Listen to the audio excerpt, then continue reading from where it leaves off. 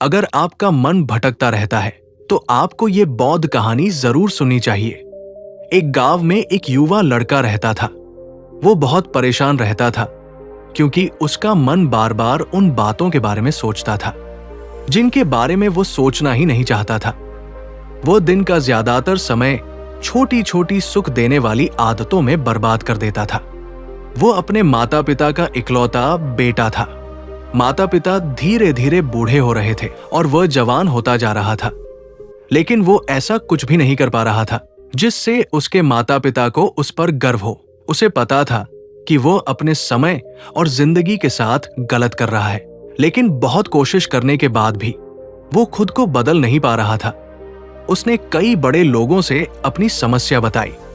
सबने अलग अलग सुझाव दिए, लेकिन फिर भी कुछ नहीं बदला। अब उस लड़के को लगने लगा था कि उसकी पूरी जिंदगी इसी मानसिक बोझ और बुरी आदतों के साथ ही गुजर जाएगी। वो बहुत उदास रहने लगा। एक दिन वह अपने गांव के तालाब के किनारे अपने ही ख्यालों में खोया बैठा था। तभी उसका एक दोस्त पीछे से दौड़ता हुआ आया और उत्साह से उसके कंधे पर हाथ रखकर बोला, दोस्त, मुझे तुम्हारी सारी समस्याओं का समाधान मिल गया है।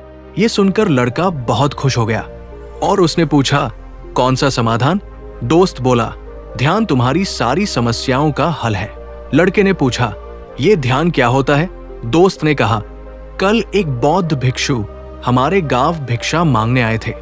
सब लोग उनसे अपनी समस्याओं का हल पूछ रहे थे, तो मैंने भी तुम्हारी समस्या का हल पूछा।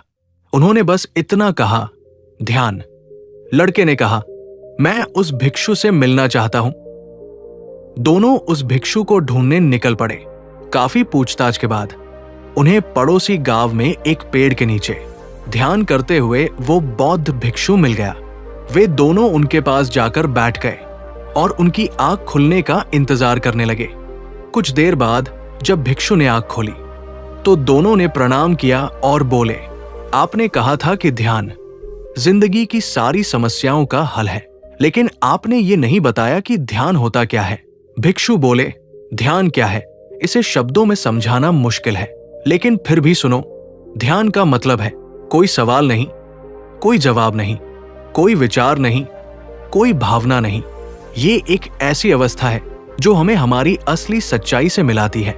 जब कोई इस अवस्था तक पहुंच जाता है तो उसके अंदर कोई भ्रम या उलझन नहीं रहती, क्योंकि सब कुछ साफ हो जाता है। लड़के ने पूछा, ऐसी अवस्था कैसे पाई जा सकती है? भिक्षु बोले, ध्यान बहुत आसान है। क्या तुम्हें बैठना आता है? लड़का बोला, हाँ, बैठना तो आता है। भिक्षु बोले, रोज 1 घंटे आंख बंद करके सीधे बैठो। लड़के ने पूछा, कब और कहां बैठें? भिक्षु बोले, कभी भी, कहीं भी, बस जगह शांत और अकेली होनी चाहिए। लड़के ने पूछा, मेरे ये गंदे विचार और बुरी आदतें कितने दिनों में खत्म हो जाएंगी? भिक्षु बोले, अगर तुम एक दिन में 24 घंटे ध्यान में बैठ सको तो उसी दिन। लड़का घर आकर ध्यान में बैठ गया। जैसे ही उसने आंख बंद की, तरह तरह के विचार आने लगे। क्या ध्यान सच में फायदा देगा?